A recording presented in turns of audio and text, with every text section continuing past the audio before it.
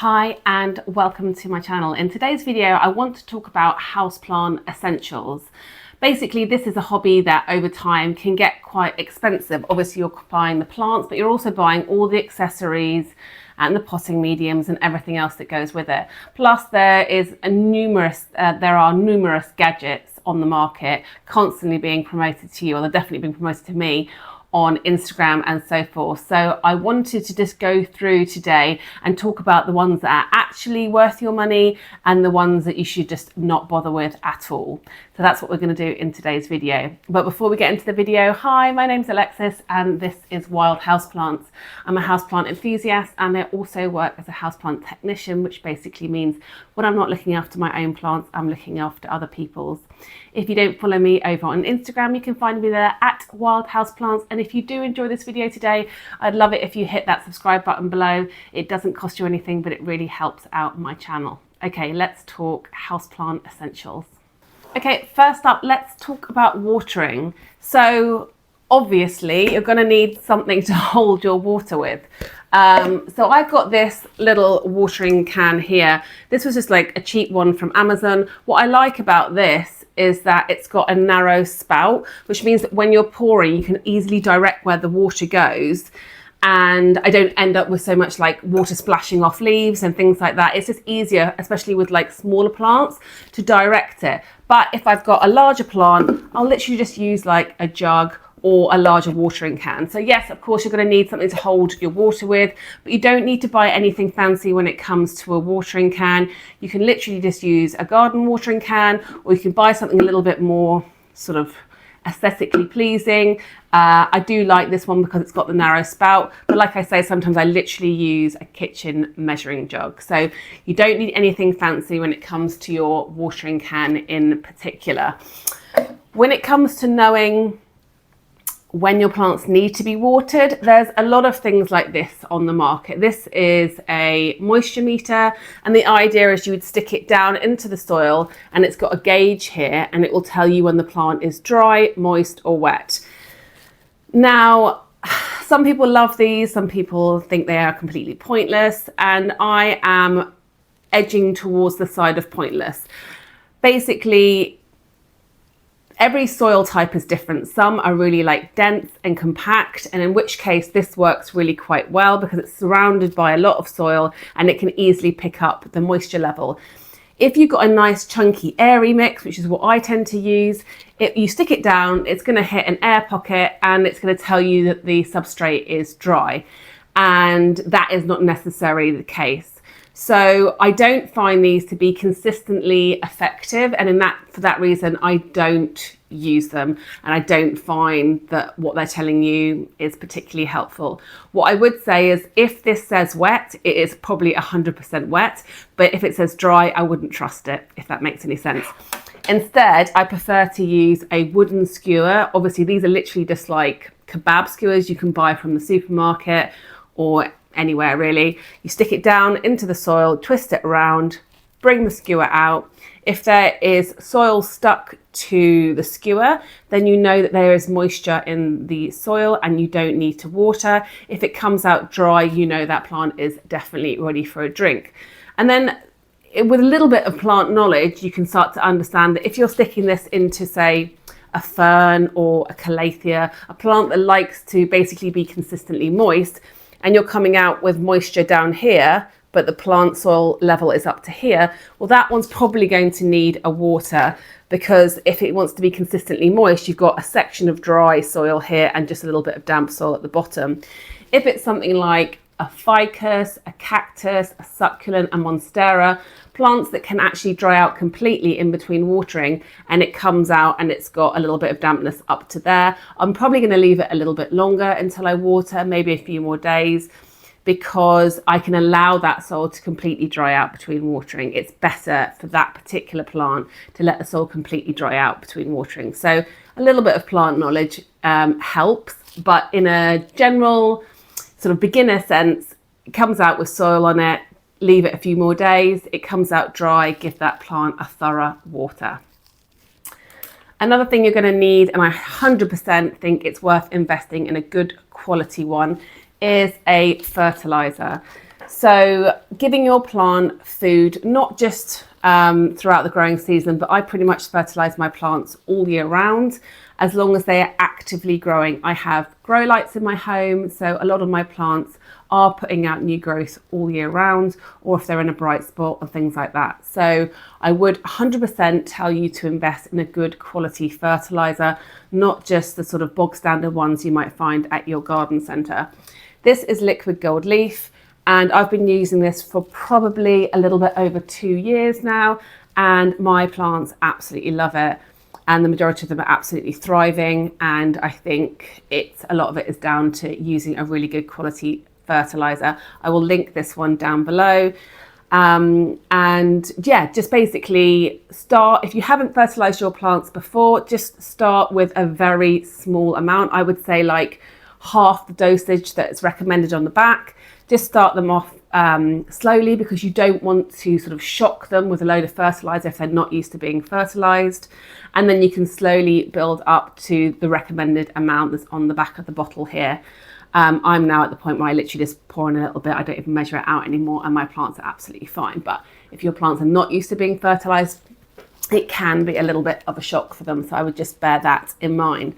So yeah, when it comes to watering, obviously you're going to need to get yourself a watering can, but it doesn't need to be anything fancy. Like I said, I just like this one because it's got the narrow spout, but you could absolutely use a jug or anything else like that.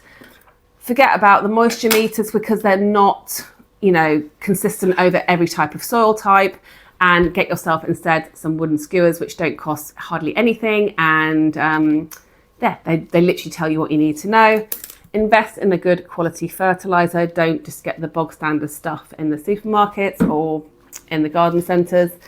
And then the only other thing that I use when I'm watering is, if I am using fertilised water, sometimes rather than watering in situ, so like where the plants are situated, I will bring them all to one area, maybe in my kitchen, for example, and I will place the plant on this rack here and let the water drain through.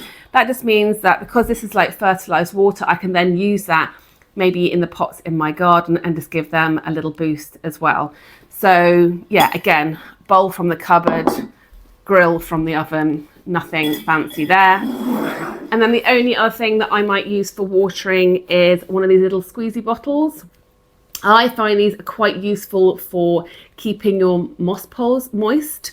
If you do grow any of your plants up moss poles, and I'm talking about those sort of sphagnum moss poles, not the sort of coir poles, you know, the ones that are literally just quite solid. These are ones with actually sphagnum moss inside that you may have made yourself.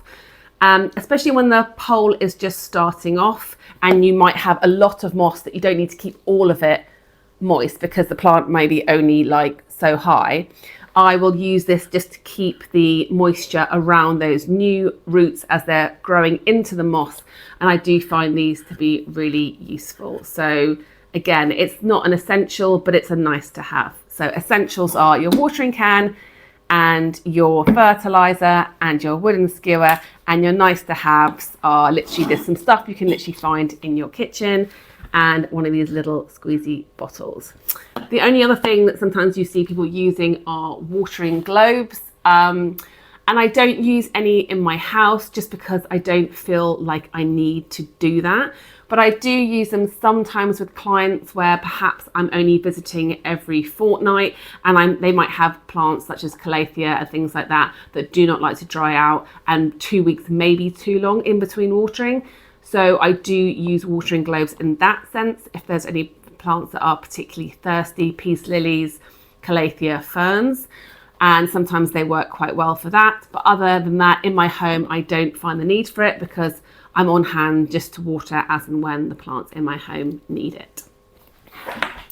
Up next is lighting. Now, if you are blessed with floor to ceiling windows in like multiple aspects, then you are laughing and you won't probably need to supplement your plants with any extra light.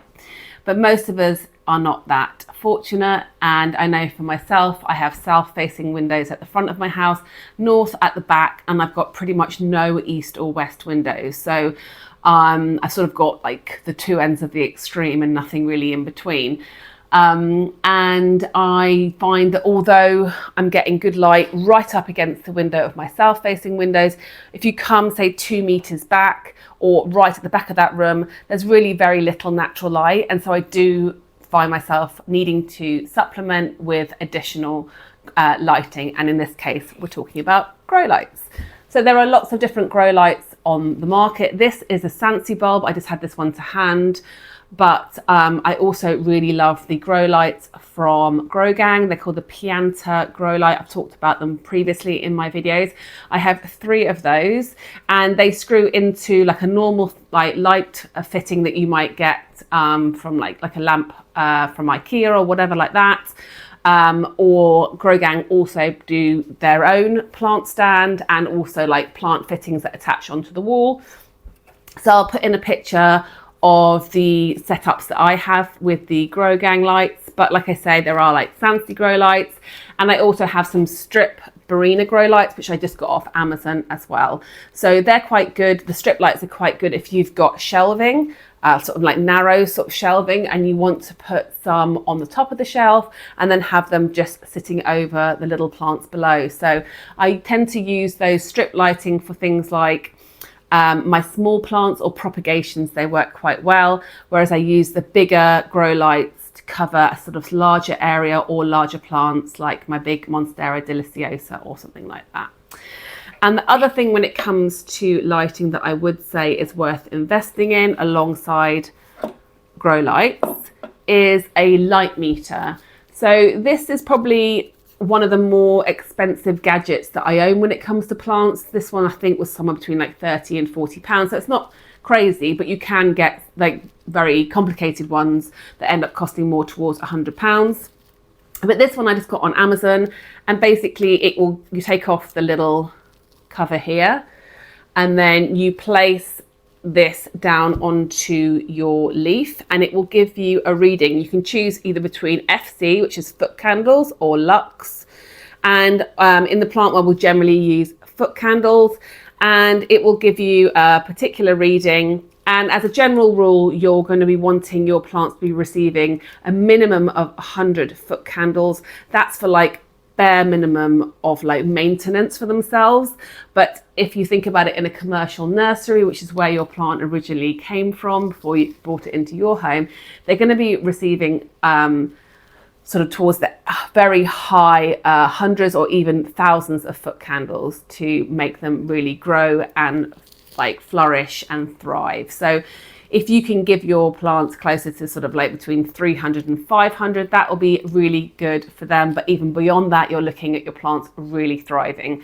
So I can link down below a really useful blog post by Houseplant Journal, which gives you a list of all the different plants and then what he advises for growth, like basically he's like for minimum that they need to sustain themselves, and then for maximum growth as well. It's a really useful article. I do recommend that you give it a read, and as I say, I will link that down below. But yeah, I obviously didn't get one of these at the beginning of my houseplant journey. I probably got this maybe a year or a year and a half ago, but I do find it really useful because it can be quite difficult with the naked eye to really get a sense of like what is bright light, what is bright indirect light, what's medium light, what's low light. I mean, it's all just difficult to sort of gauge with the naked eye. So this really gives you a really, accurate reading, and then you can assess if your plant is getting enough light or not. So yeah, when it comes to lighting, if you don't have a lot of natural light, I would 100% say that you can invest in some grow lights. They last a really long time. Like I've never had to replace one of my grow lights, and some of them have been going for years. So they have a really long life span. They can be a little bit pricey to purchase, somewhere around that sort of like £30 mark. And then obviously again with this one, there's lots of different ones available on Amazon, or you can get them elsewhere. But this one I think was around about £35. I'll put the amount on the screen, and again I'll link it down below. But yeah, I have found this really useful, and it has like made me reevaluate where my plants should be in my home and moving them to better spots, and then they've gone on to thrive much better in those new spots. So yes, I would 100% recommend one of these. Okay, let's next talk about potting mediums and substrates. So I'm sure I won't be the first person to tell you that it's worth getting more specialist soil or potting mediums for your houseplants and not just using the generic compost you might get for your outside plants. And the main reason for that is that the compost you get outside for your outside plants tends to be very, very dense and moisture retentive, and that's great for outdoor plants because they're getting just so much more light outside than your inside plants are. I can't even like try and explain that to you in a way that is really really gets that point across, but the amount of airflow and also light exposure outside in comparison to inside your house is ridiculous. So that's why those plants that are obviously outside receiving direct sun and lots of bright light and are competing with lots of airflow and wind going through and things like that means that that dense soil is able to dry out a lot faster than it ever would in your home. And if you were to use that sort of dense potting medium from outside, you may be introducing or increasing your risk of things like root rot, because it's just that soil's just going to take too long to dry out and your roots are going to be sat in that dense mixture for too long. So it is worth maybe thinking about making up a very, very basic houseplant mix. And I basically will always have some of my ready-made potting mix on hand. I just find that when I want to pot up a plant or do something and I've got it already made, it is worthwhile and it does save me it saves me time and energy in the long run, basically. Okay, so this is my generic go-to DIY potting mix. I either use houseplant compost as like the base or cocoa coir, and then I add in 2 additions for just a basic mix. The most important one is perlite, and the other one that I tend to put in is orchid bark. Now, perlite is fantastic because it adds aeration and air into the soil, and it really helps with drainage, and the roots of the plant absolutely love this stuff. I also use it for propagation, but I'll get into that in a minute. So yeah, if you're going to buy just 3 ingredients, I would say get yourself cocoa coir, perlite and orchid bark. That will provide you with a really good base mix that you can mix up yourself and have it in a container like this. And I just put a little bit of kitchen roll over the top, and that just absorbs any additional moisture that's in there and prevents things like mold forming. And so yeah, I just find that really helps. But yeah, having this on hand really helps, and I can just go to it whenever I need to repot something. I haven't got to think, oh God, I've got to go and get soil, I've got to go get this. And I just find it saves me a lot of time and energy. There are lots of other additional things you can add into your soil, and if you follow some other planty people, then I'm sure you'll hear about lots of other bits and bobs you can add in, like activated charcoal, worm castings, pumice, tree fern fibre, and all these things are absolutely fantastic ingredients. And if you want to be like at the top of your game with perfect houseplants, and houseplants are really a huge part of your life, and maybe you're buying quite expensive and rare houseplants, then these additional things that you can add into your soil mix, I would 100% yeah, go for it. But if you are like at the beginning of your journey or just trying to start to grow your collection a little bit, then this basic mix will do you absolutely fine, and you can use it on pretty much all of your houseplants. The only thing I probably wouldn't use this on is my cactus and succulents. I would maybe use some of this, but then I would add in some additional things like maybe sand or grit to make that mix just a little bit more well draining and a little bit chunkier. Other than that, whether it's your Epipremnum, Monstera, ferns, begonia, I would just use this mix for it. So yeah, I would 100% recommend investing in these 3 ingredients, and the other ones, if you want to, go for it, but they are not an essential. The other thing is a potting mat. I actually recently saw like more of a plastic potting station, I want to say. I'll put in a picture of what I mean. It's just like a potting tray, and I think personally that would be really useful for me because I find these a bit annoying. This one actually I got from IKEA, and the poppers have already broken on it, so I wouldn't recommend this one. But you can buy potting mats just on Amazon or any sort of planty websites, and I would recommend getting something just to try and keep the soil and the mess contained. And obviously when I go to clients' house, I have a really big version of these because sometimes I'm potting up really large plants, and taking myself round a plastic, tray is not going to be very useful for me with commercial planting because I'm always on foot and it's too bulky. But in my home, I'm thinking about purchasing one of these plastic trays. But yeah, for the rest of the time, I do use one of these potting mats, and I do think it is, like, they're pretty cheap to purchase. So I do think it is worthwhile investing in one of these. I just wouldn't get this one from IKEA because, as I say, like 2 of the poppers have already broken. But yeah, potting mats. And then other things that you might want to think about is other substrates. So I've spoken before about semi-hydro, which is basically a soil-less way of growing your plants. So this is like, it looks like lots of little rocks. This is the coarse semi-hydro mix from Soil Ninja, but you might have also heard of Lechuza Pon, which is another brand, and the stones tend to be a little bit smaller, and it also contains a built-in fertilizer which lasts for 6 months, whereas this one doesn't contain any fertilizer, so I just use my normal liquid gold leaf that I mentioned earlier. But yeah, I would probably say that you want to get comfortable with soil growing first if you're new to houseplants, and then you can start experimenting with other substrates.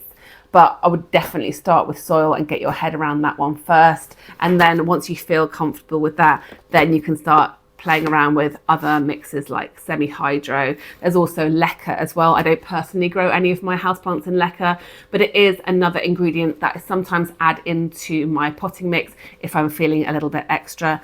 But yes, I would say soil first and then get your head around these ones at a later point when you feel a little bit more confident. The only other thing that I would say that I do use and I would recommend is clear pots. Now, when we're thinking about sustainability, buying more plastic pots is not really what we want to be doing. And I do have a whole load of just, brown, black nursery pots that I've got from houseplants and garden plants that I've potted up myself over the years. And I do use those ones all the time for generic propagations or houseplants that I know that aren't fussy, like my Rhaphidophora tetrasperma or my pothos or like my monsteras. I would happily use those pots that I've got outside and reuse them, and they're absolutely fine, and that's great and brilliant, and I've got lots of them and I will 100% use them all up. But when you are either dealing with something like root rot and you're repotting a plant that you're dealing with root rot, or if you have a particularly fussy plant and you really want to keep an eye on the root system, then I would say that clear pots are amazing because you can assess the root system constantly. So you can see, okay, new roots are growing, okay, no, it's still rotting. And so rather than, it takes the guesswork out of it, and you haven't got to keep taking it out of the pot and disturbing the root system and upsetting the plant. So I do find that when I'm trying to rescue a plant, or if I have a particularly fussy plant, then these little clear pots are really useful. And again, I can link them down below. They come in lots of different sizes, but I tend to use them for my smaller plants, like the ones that I say that are just sort of like developing, that are still sort of finding their way a little bit. And I find this helps me out a lot because although I don't want to be buying a load of plastic, I also don't want to be losing a load of plants and then having to buy new plants, because that's not good for the environment either, right? So where possible, I want to be trying to keep all of my plants happy and then essentially buy less plants. So yeah, it's always a difficult one, but yeah, I would say that clear pots are useful. Okay, next up, and always a hot topic, pests. So I have tried an awful lot of lotions and potions when it comes to pest prevention to try and kill those evil bugs that we get on our houseplants that can really take their health down like that. I've talked about this before, but I particularly struggle with thrip in my house. But when I'm looking after clients' plants, I'm coming into contact with spider mites, mealybugs, thrip, those are the three main ones that are going to actually attack your plant leaves. And then of course everyone's favorite, the fungus gnat, which are those little black flies that basically live and breed in your damp soil, and then they sort of explode and you end up sort of doing this all the time. So let's talk about those things. First of all, the fungus gnats. If you want to just eradicate them as quickly as possible from your collection, then I would say that you need to purchase yourself some nematodes. Nematodes are tiny little microscopic worms that you buy in like a powder form, and then you mix with water and you water them into your plants, and they will eat the larvae of the fungus gnat. So they never get a chance to basically become a fly and then start flying around your home. So they basically cut the life cycle at that larva stage. And they are, I know it sounds a bit gross, but they are microscopic. You cannot see them with the naked eye. You water them into the soil and they do the job. And they work within a matter of 1 to 2 weeks. You'll see the number of flies in your home just basically disappear. And then to catch the adults, the ones that are actually actively flying around, you can buy these yellow sticky traps. I can put in a picture here because I don't think I've got any at the moment. And you just stick them into the top of the soil and they will catch any adults that are flying around. I understand that they are attracted to the colour yellow, which is why the fungus gnat ones tend to be yellow, but I don't know much about the science behind that, but that is what I've heard. But they basically will fly onto it and they get stuck and then they can't get off. And so with those two methods, you're going to get rid of fungus gnats much, much quicker. If you don't want to invest in nematodes, other things you can do is remove the infested soil and replace it with some new fresh soil.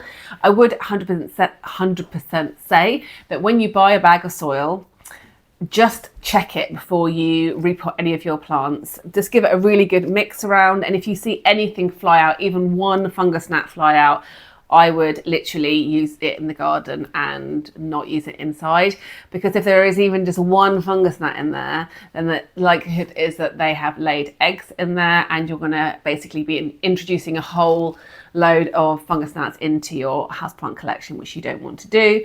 So yeah, check the bag of soil. But yeah, if you don't want to use nematodes, you can replace the soil. Some people say that you can use hydrogen peroxide and do a hydrogen peroxide, like you could do a 50%, like 50% hydrogen peroxide, 50% water, or even some people do like 20% hydrogen peroxide, the rest water, and then water it into your soil. It makes this lovely hissing noise, which sounds like it's killing things, but in my experience, it's never actually worked. Some people say it does. It doesn't for me. So yeah, it's not one for me, but yeah, the nematodes and the sticky traps I think work 100%, and that's the route I would go down with fungus gnats. When it comes to spider mites, the first thing you want to do is just get it into the shower and spray it down with water, because that will knock off like 90% of the population of spider mites on your houseplants.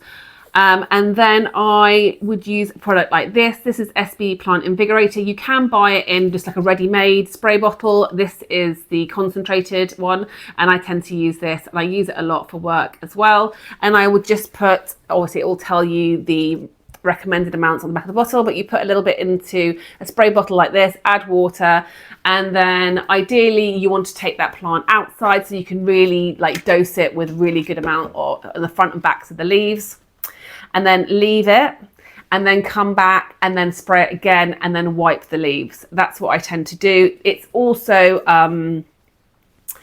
a growth stimulant as well. I don't know too much about the science behind that, but it does leave your leaves nice and shiny. So for that reason, I like this product and I use it a lot. And this is like widely available in lots of garden centres and online as well. Again, I can link it down below. I really do like it a lot. Would I say it completely eradicates spider mites? No. But would I say it controls them? Yes. So with spider mites, it's one of those things where it's not like a one spray fixes all solution. I would say you need to be treating on a regular basis. and getting them in the shower when the plant needs a water, and just showering the leaves front and back regularly, and then spraying with this will definitely help you keep on top of it. I've personally struggled to find any product with spider mites that completely eradicates them.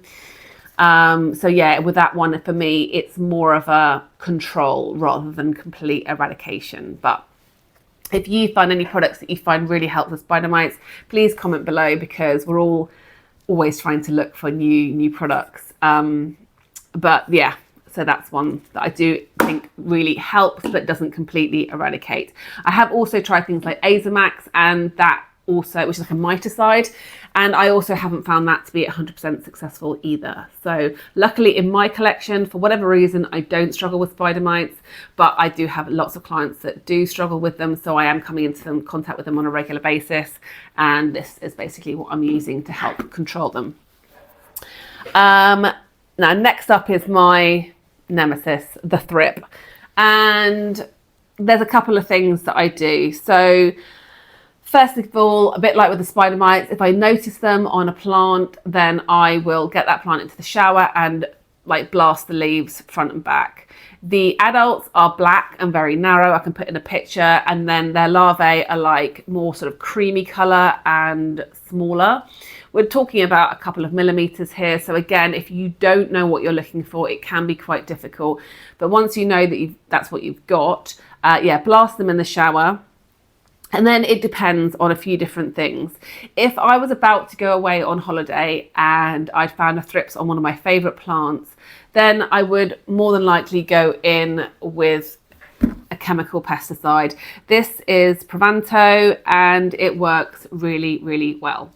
The downside of this is that it is quite a heavy chemical pesticide, and I'm sure you, like me, are trying to use these things like the least amount we actually have to, because we don't really want to be spraying these things in our homes, and I have a dog and young children, and so I don't really want to be using mega pesticides in my home, but unfortunately they are very effective, and therefore sometimes when I feel like I'm maybe either at the end of my tether with a particular plant that's been struggling for a long time, or like I say, I'm about to go away on holiday and I don't want it to completely spread all over my collection, then I will go in with this. I would say that you want to spray it. I tend to use it like in the shower or the bath, and then open all the windows. You don't really want to be, you can spray this outside, but obviously you just need to be careful with like pollinators and things like that, because it will affect them.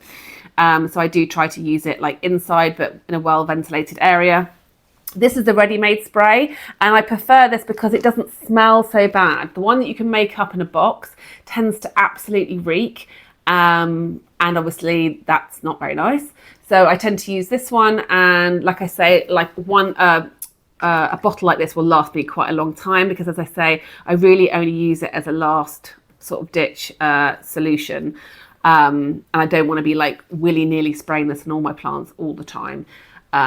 Anything that's got like a load of warning like signs all over it is never, it's never going to be good. But yeah, if you do have thrip and you've tried other things and you're at the end of your tether, then I would say to go in with this. I've only ever had to use it twice, and then the thrip have been gone.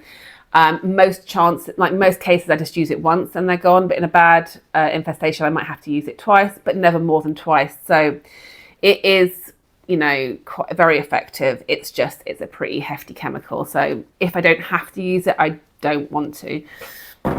Other things I use to control them is like alcohol. So you can either dilute this with water and spray it onto the plant. You might want to just test out like one small section first, just to make sure that your plant isn't going to be super sensitive to this, because it can cause burning if the plant is particularly sensitive. I would also not put once you've sprayed any of these products on your plants, don't put them in direct sun or leave them out in the garden, because they are more likely to burn. So I tend to spray a plant off in my shower, and then I will leave it in my bathroom, which is quite a low light area, while I'm treating that plant. It also helps to keep it away from other plants, so it doesn't like spread the infection. But yeah, any of these products, you don't want to be then putting them into direct sun because they can burn. But yeah, rubbing alcohol diluted with water, or I sometimes will just get like straight rubbing alcohol onto a Q-tip, and I go down into all the nooks and crannies of the plants, like something like a Monstera.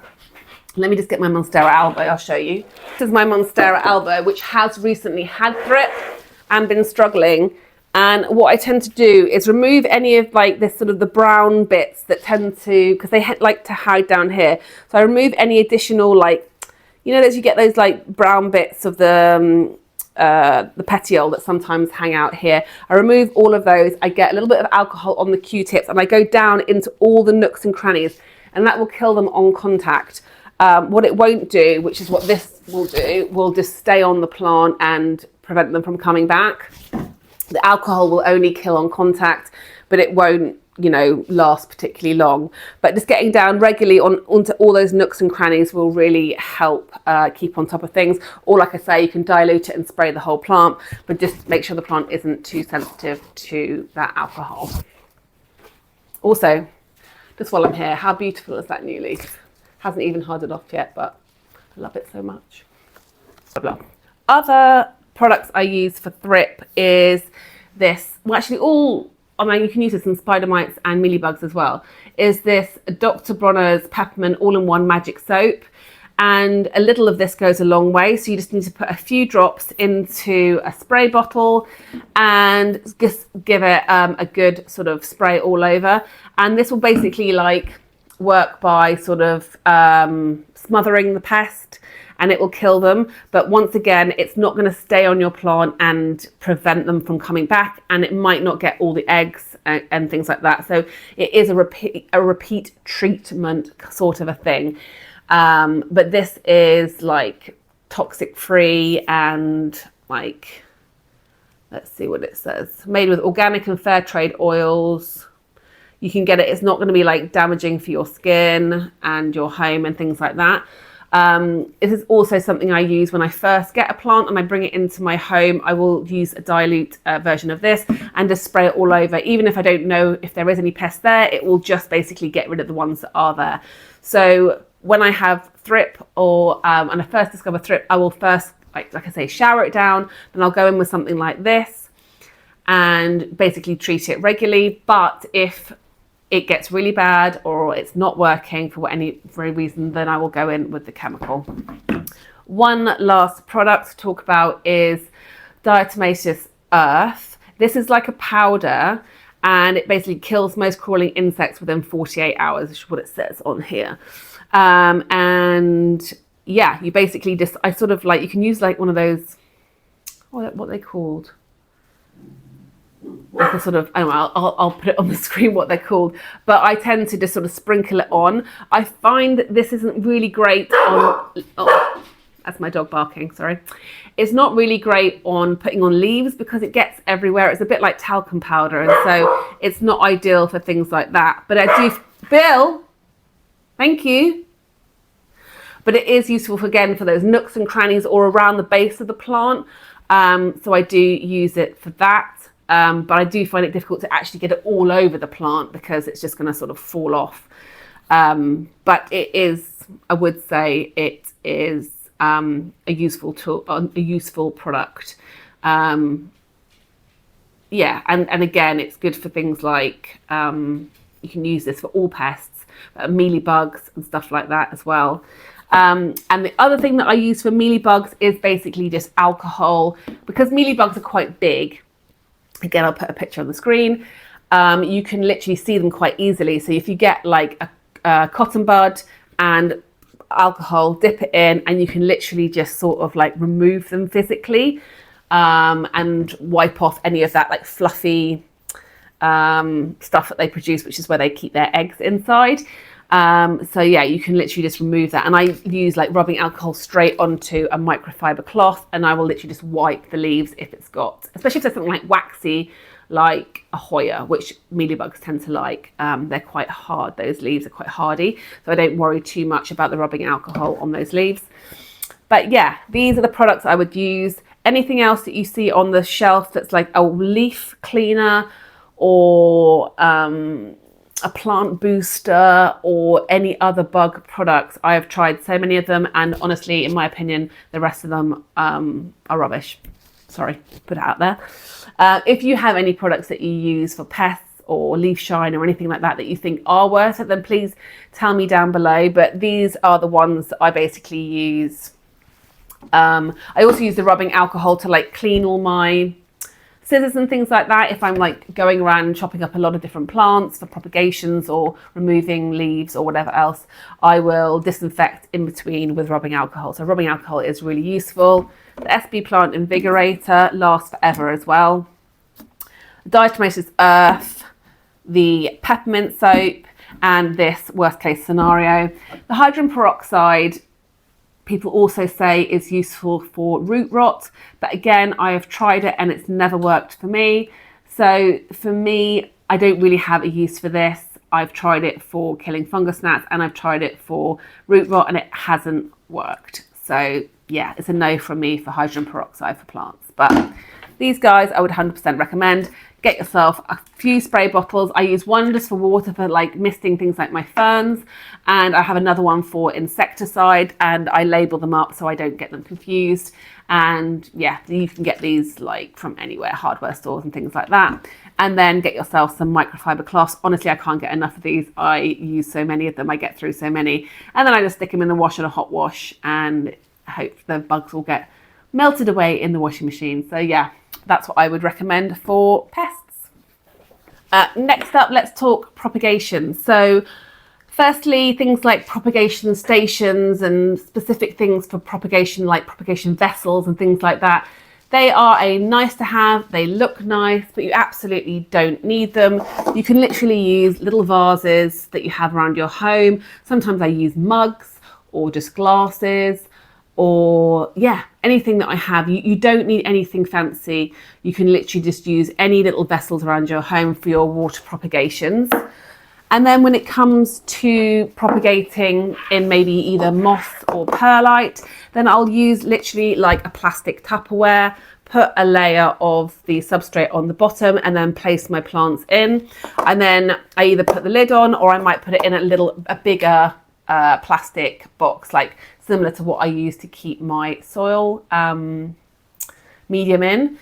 And yeah, you don't need to buy anything fussy or specific when it comes to propagation. Things like Chinese takeaway containers, stuff like that. You can reuse all of those things and they work brilliantly.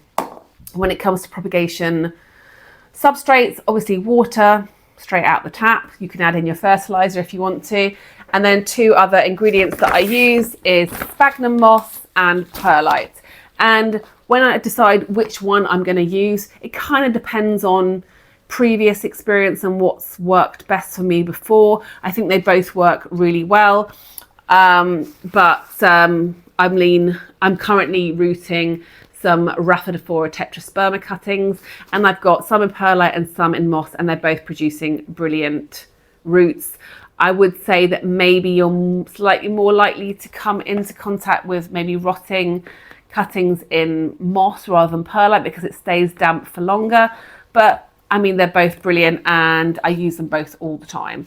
I also use perlite. It's like my saving grace when it comes to plants that are struggling with root rot. So I would remove all the rotting roots, and then whatever roots are left, I would place that plant in perlite and then keep that perlite just like damp but not sitting in water. And honestly, within like a week, I've got new beautiful roots forming. So I just love perlite so much.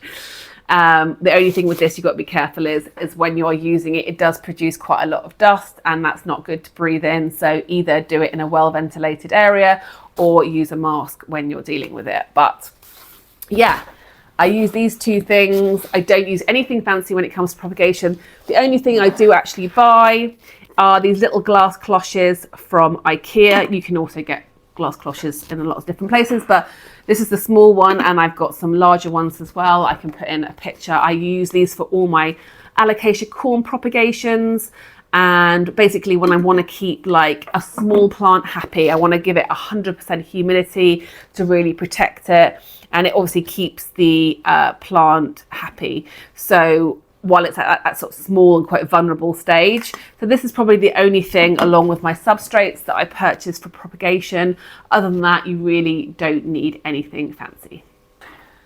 Up next is support. So you may find that some of your plants require support, and there's lots of different things that you can use. You can use one of those sort of core poles that you can buy. They're very generic and things sort of climb up them. I personally don't like them very much. I don't like the look of them. I don't think they really do very much for the plant, but they can sometimes be useful if you've got a plant which is particularly top heavy, something like a monstera that just needs to be more upright. But I personally don't use them. If I'm going to want to support a plant in that way, I would make my own moss poles, and I'll either make my own using sort of garden wire and putting sphagnum moss in it. Then the plant roots can actually grow into the moss, which is an extension of the potting medium, and the plant can actually benefit from that because I can put things like fertilizer into that moss and those roots can really grow into that. Or I would buy, you can actually get like plastic moss poles that you can buy and then stuff them with sphagnum moss. So I'm more likely to do that.